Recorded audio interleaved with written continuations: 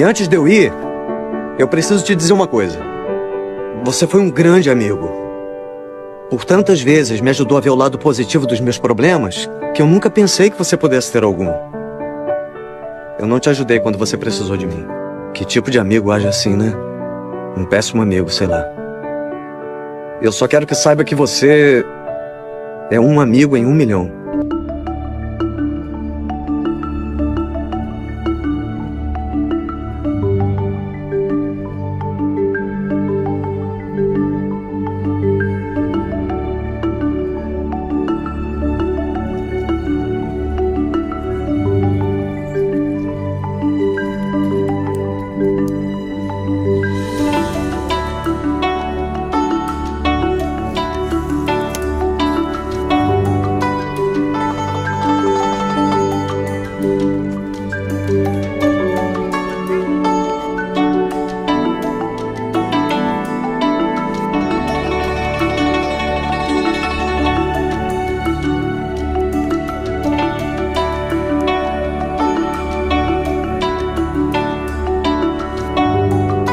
Ô, gente, vamos roubar cachorro na casa do Afonso?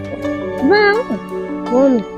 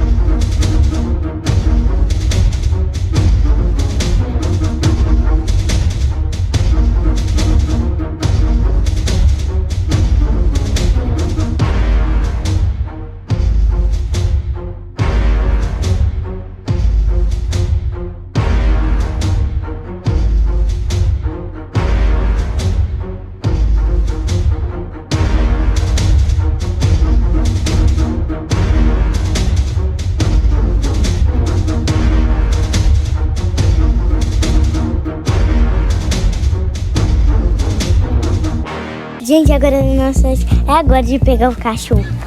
Então, Maria, você. Então, você.